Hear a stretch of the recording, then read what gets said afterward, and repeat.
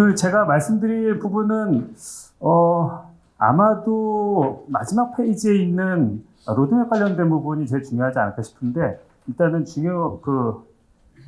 준비된 사항에 맞춰가지고 말씀을 드릴게요. 그래서 에너지 효율 향상과 관련된 최근 이슈, 효율 향상 쪽에서 힙펌프가 상당히 큰 포션을 차지하고 있기 때문에 효율 향상 전체에 대해서 말씀드리는 부분이 있는 거고, 그 다음에 기술적인 이슈랑 국가 R&D 과제, 아까 상세적인 과제에 대해서 좀 말씀들을 많이 해주셔가지고 과제에 대한 부분 제가 이제 스킵하고 넘어가도록 하겠습니다. 그리고 세 번째 있는 첨언에 대한 부분에서 정책적인 이슈 사항들, 그리고 앞으로 그 R&D 방향에 대해서 간단히 말씀드리도록 하겠습니다. 많이 보신 그림일 거예요. 에너지 효율 향상 쪽을 제가 설명드릴 때 항상 말씀드리는 스키매틱인데, 에너지 흐름도죠. 왼쪽에서 에너지가 생산이 돼서 중간 과정을 거쳐가지고 오른쪽에 소비가 되는데, 에너지 효율 향상이라는 부분은, 제가 담당하고 있는 부분은 에너지를 이렇게 사용하는 소비단에서 벌어지는 R&D 이슈에 대한 것들을 다루고 있고요. 또한 일부 에너지 생산이나 중간 과정에서 나오는 손실 부분을 어떻게 회수할 것인가에 대한 이슈를 다루게 됩니다.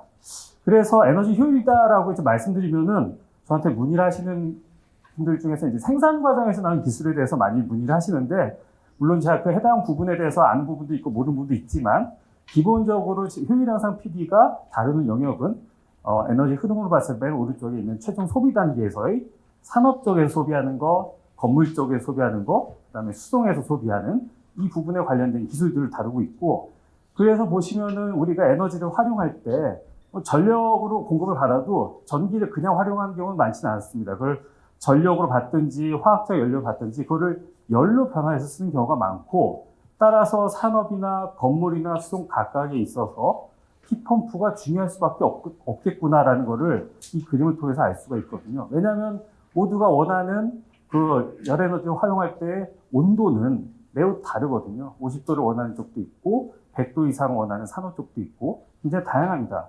그럼 온도를 맞출 수 있는 굉장히 유용한 기기가 힙펌프이기 때문에 상당히 관심을 많이 받을 수밖에 없다라고 말씀드릴 수가 있고, 이 부분 이제 에너지 효율 향상은 아무튼 산업 분야나 건물, 그 다음에 이제 수송 각각에 있어서의 에너지를 줄이는 기술 관련된 걸 총망라하고 있습니다. 그래서 방금 제가 보여드린 요 그림을 말씀드리지 않고 기술 목록으로 말씀드리면은 굉장히 다양한 기술들이 이렇게 목록에 포함되어 있어가지고 복잡하거든요.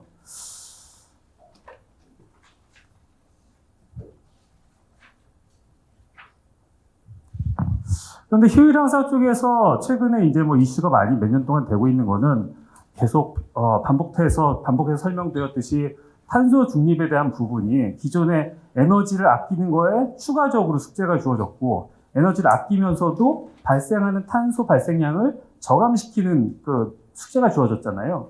그게 한 국가 단위가 아니고 글로벌 커뮤니티에서 이 부분을 굉장히 이제 종용하고 있기 때문에 이 과정을 통해서 새로운 산업 생태계로 생성이 되고 있고, 각각 이제 정책들도 나오고 있습니다. 게다가 요즘은 굉장히 복잡한 사회경제 구조 때문에 에너지를 활용하는 그 체계가 상당히 다른데, 이쪽에 각각의 플레이어한테 에너지를 안정적으로 공급하기 상당히 중요합니다. 그거는 가격적인 부분에 있어서의 플럭세이션도 완화시켜야 되고, 그 다음에 물리적으로 에너지를 공급하는 데 있어서의 어떤 변동성도 해결이 돼야 되는 거거든요. 그러니까 내가 쓰고 싶을 때 에너지를 공급을 받아야 되는 것이고, 그리고 마지막으로 세 번째가 에너지 효율 쪽에서 이슈가 되고 있는 게 ICT 기술 어떻게 접목할 것인가. 플레이어가 상당히 다양한 플레이어를 만족시킬 수 있는, 기존에는 어려웠던 계산이나 통제나 제어나 이런 것들을 이제는 경제성 있는 그 어떤 한도 내에서 실현할 수 있는 시대가 열렸기 때문에 여기 세 번째는 ICT 기술의 어떤 활용, 이 세 가지가 버무려져서 에너지 효율 관련된 여러 가지 이슈들을 추가적으로 파생시켜서 만들어내고 있다라고 말씀을 드릴 수가 있습니다. 그래서 여기 있는 에너지 효율 향상과 관련된 이슈들이 여러 가지가 있긴 한데, 이 이슈들을 해결하기 위해서 고효율 기기에 관련된 R&D가 필요하고 기술을 확보해야 되는데, 여기 있는 각각의 사람들이 결국에는 우리가 알고 있는 이제 힙펌프가 해결할 수 있는 부분이 많이 있거든요. 그래서 힙펌프가 탄소 중립에도 기여할 수 있고, 에너지의 어떤 변동성에도 기여할 수 있고, 그리고 RCT를 적용하는 거에 있어서도 히펌프가 상당히 전통적인 기기보다 더 많은 가능성이 있기 때문에 주목을 받을 수밖에 없다라고 말씀을 드릴 수가 있습니다. 물론 수동 부분은 비이클 내부에 있는 어떤 소형 공조 시스템 위에는 이제 아직은 언론에서 많이 언급되고 있지 않지만 최근에 이제 산업 부분에서 기존의 보일러를 잘 쓰고 있었는데 이 보일러를 퇴출을 시키려다 보니까 유용한 대체제로 나올 수 있는 게 히펌프이고, 그럼 어떻게 기존의 산업계에서 잘 쓰고 있는 온도에 어떤 열을 공급할 수 있는가, 그 엄청난 열량을 공급할 수 있는가에 대한 숙제가 주어지게 되겠죠. 그래서 히펌프 관련된 혁신 기술의 확보가 상당히 중요하게 됐고요. 그 다음에 이제 에너지 효율 향상을 비롯해서 에너지 전반에 있어서 최근에 얘기가 많이 나오고 중요한 게, 전전화입니다. 그래서 전체를 전력화하는 것들이 각 국가별로 차이는 있지만 앞으로 가야 될 큰 방향이고, 그러면 여기 뭐 지지난달에 나오는 에너지 페이퍼의 표지 그림인데요. 아무튼 이렇게 전 사회가 재생에너지와 그다음에 전력화를 이제 병행을 해서 탄소 중립을 구현하고, 그다음에 이거 원하는 에너지를 충분히 쓰면서 경제활동도 돌아가는 그런 사회를 구현을 해야 된다라는 이슈인데, 그러기 위해서 우리가 해결해야 될 문제가 굉장히 많습니다. 아까 그 여러 연사님께서 말씀하셨듯이 히펌프가 상당히 높은 수준에 와 있고, 그다음에 히펌프를 비롯한 다른 기술들도 지난 수십 년의 기술 개발 통해서 상당히 성숙도를 높였지만 아직도 구체적으로 어떤 솔루션을 내자라는 어떤 공학적인 혹은 사업적인 이슈로 들어가게 되면은 해결해야 될 문제가 굉장히 많거든요. 오픈 숙제가 많아요. 아직 해결된 게 아닙니다. 그래서 하우에 대한 고민이 상당히 중요한 시점이고, 그 과정에서 나온 히펌프 같은 경우에서는 히펌프가 결국에는 공기를 쓰느냐 혹은 수열원이냐 지열원이냐 폐열을 쓰냐, 여기 있는 열 공급원으로부터 중간에 연결시켜서 산업이나 건물이나 혹은 지역 냉난방이나 집단 에너지 시스템을 공급하는 중간에 역할을 하게 되는데, 이 스키매틱은 간단하지만 아까도 뭐 하나의 온도 조건으로 들어가면 상당히 이제 물성이라든지 소리라든지 문제가 많거든요. 해결해야 될 문제가 많다. 그리고 우리 선배님들께서 상당히 오랫동안 히펌프 관련된 R&D를 많이 하셨지만 숙제도 많이 남겨주셨기 때문에 우리가 지금 상당히 많은 과제들을 더 해야 되는 상황이다라고 말씀을 드릴 수가 있을 것 같습니다. 시장 규모에 대해서는 아까 뭐 설명이 있었기 때문에 스킵하도록 하고요. 아무튼 시장은 큽니다. 앞으로 커질 거고, 그 다음에 활용처는 더 복잡하면서 그 수요를 만족하기 위한 다양한 제품 포트폴리오가 구성이 될 것이다라고 볼 수가 있고, 뭐 이 그림에서 중요한 거 하나는 이 시장이 어떤 그 후진국이나 개도국뿐만이 아니고 선진국 중심의 시장이 상당히 앞으로 많이 더 클 거기 때문에 굉장히 고부가가치 산업으로 갈 수 있는 상당히 이제 길이 열렸다라는 부분이 중요한 것 같습니다. 그리고 히펌프에서 뭐 이렇게 좋은 상황만 있는 게 아니고 또 하나 규제 영역에 들어가게 됐잖아요. 아까 여러 번 얘기가 있었지만 히펌프가 뭐 흡착식이나 흡수식이나 다양한 방식도 있겠지만 결국에는 증기압축식 히펌프가 전체 시장에서 차지하는 비율이 매우 높고, 증기압축식 히펌프는 그 내부에 들어가는 워킹 플루이드가 없으면 작동이 될 수가 없고, 그럼 그 워킹 플루이드인 냉매를 우리가 기존에 저렴하게 잘 쓰고 있던 냉매들이 계속 순차적으로 시장에서 퇴출되고 있거든요. 그리고 지금 전체 뭐 아까 칠러나 냉동기에서 대부분 한 80% 이상을 차지하고 있는 HCFC 냉매 같은 경우에는 2030년 멀지 않았습니다. 한 5, 6년 이내에 전폐가 지금 예상되어 있거든요. 게다가 HFC 냉매 같은 경우도 R&D를 해서 시장에 보급한 지 한 1, 20년밖에 안 된 것 같은데 다시 2045년에는 전체의 대부분을 또 퇴출시켜야 되는 그런 상황이 있기 때문에 어떻게 보면은 상당히 복잡한 문제이고 문제의 난이도는 더 커졌습니다. 동시에 기존의 이제 산업적인 어떤 질서로 봤을 때는 기존에 이제 확립되어 있던 산업계의 질서가 상당히 크게 변할 수 있는 그 기점에 있다라고 말씀드릴 수 있습니다. 그래서 R&D가 매우 중요하다는 말씀을 드리기 위해서 이 부분이 중요한 거고요. 이 부분을 스킵하도록 하겠습니다. 여기만 말씀드릴게요. 그래서 아까 말씀드린 산업이나 건물이나 수송 쪽에 각각의 요구 조건이 있는데, 산업 같은 경우에는 우리가 탄소를 줄여야 될 숙제가 가장 큰 부분인데, 안타깝게도 산업에서 원하는 열은 우리가 보통 공조 시스템에서 원하는 온도보다는 상당히 높습니다. 그래서 그 온도 조건을 해결을 해야 되고, 게다가 용량이 엄청나게 커요. 힙펌프가 거의 뭐 트럭만 하고 집차만 하고 이런 힙펌프들이 들어가는 거기 때문에 커지면 이따가 어렵거든요. 그래서 대용량과 보온을 동시에 만족하는 그런 기술 솔루션을 내놔야 되고, 또 하나는 산업 현장에 가서 보시면은 배관을 비롯해서 매우 복잡합니다. 사람이 하나하나 따라가기가 매우 힘들어요. 그래서 어떤 기계적인 알고리즘과 제어의 도움을 받지 않으면은 안정적인 서비스를 제공하기 힘든 상당히 어려운 문제가 있고요. 워킹 플루이드 얘기는 말씀을 드렸고, 그다음에 경제성은 기존의 보일러가 많이 비쌉니다. 매우 비싸요. 그거를 운영 과정 통해서 뽑아내야 되는데, 그거를 이제 지금은 어떤 규모의 경제를 통해서 경제성 확보도 이제 나가야겠지만, 힙펌프가 설치된 영역 같은 경우에는 한랭지 영역이나 굉장히 추운 영역, 낮은 온도에서는 끓을 열이 없잖아요. 그래서 그런 부분에 기술적인 문제가 많습니다. 또한 어떤 미활용 에너지를 활용을 하는 과정에서 힙펌프가 많이 쓸 수 있다라고 하는데, 한국 같은 경우에는 예를 들면은 미활용 에너지가 어디 얼만큼 있는지에 대한 해상도 높은 열지도가 아직 마련되지 못해서, 그 열지도가 있으면 수요상이 있구나라고 해서 개발할 텐데 이게 아직 연결되지 못한 상황이거든요.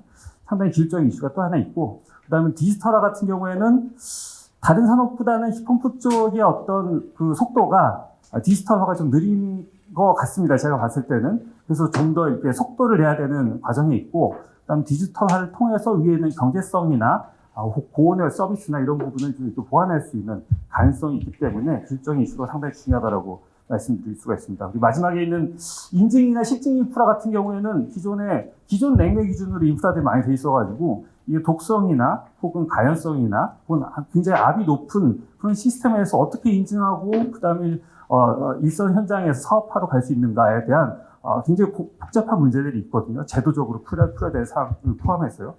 보시면은 할 일이 많습니다. 그래서 하우에 대한 고민할 사항들이 한바닥이 있다라고 말씀을 드릴 수가 있습니다.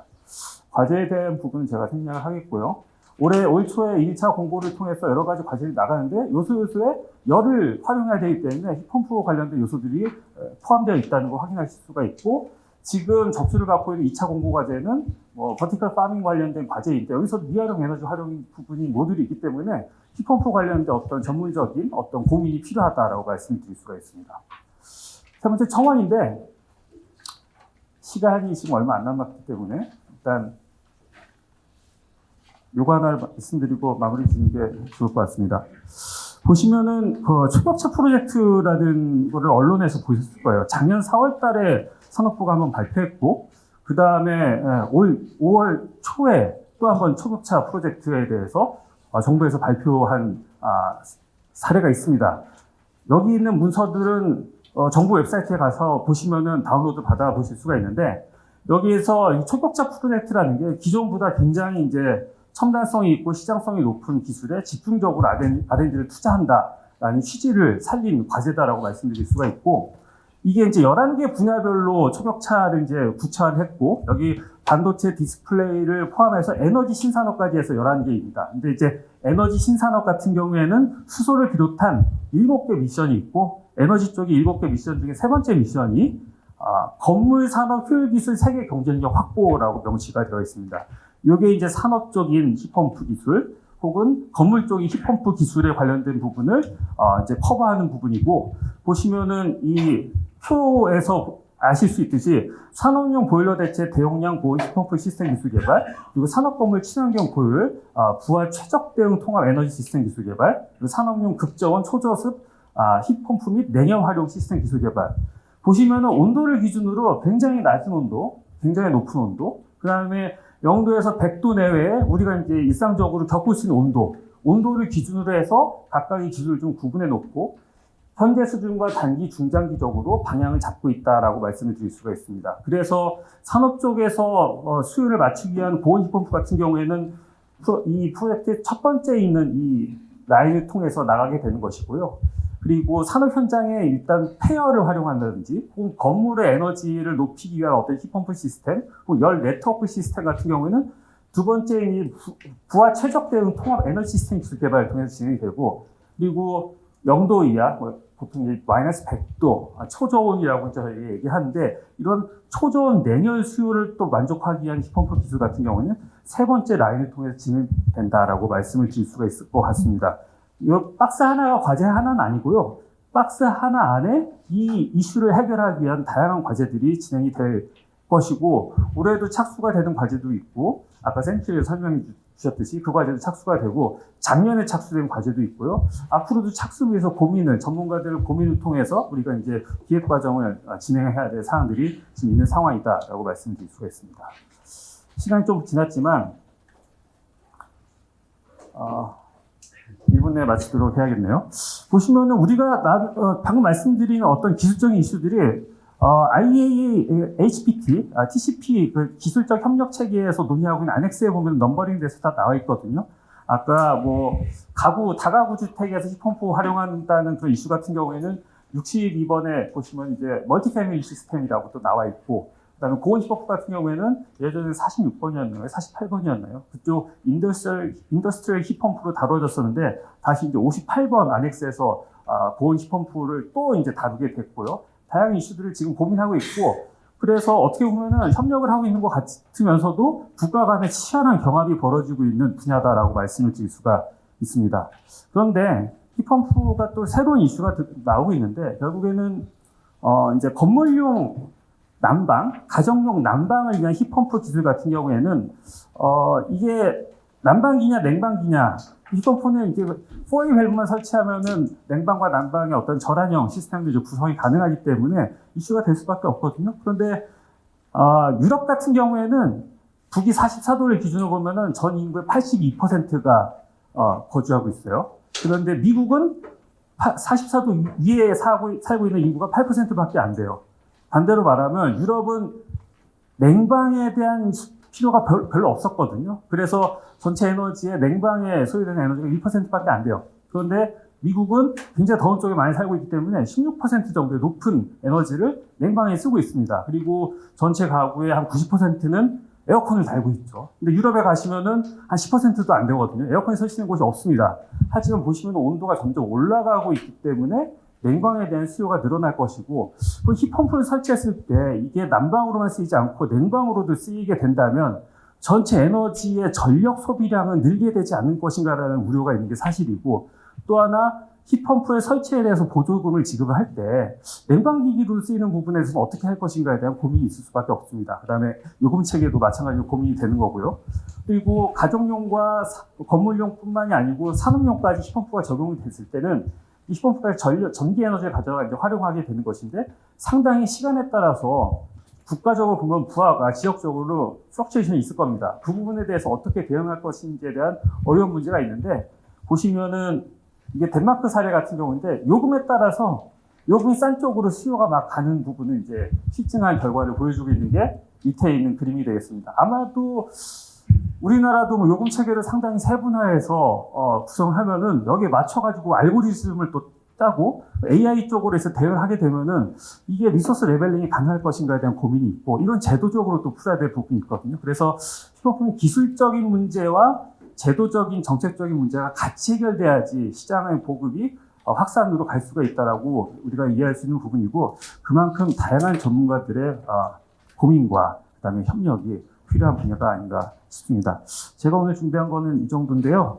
열심히 했어도 시간이 7분이나 지나 버렸네요. 제 시작이 늦었습니다. 그래서 제 시간 20분은 뭐 채우고 말씀드린 것 같습니다. 예, 이상입니다. 고맙습니다.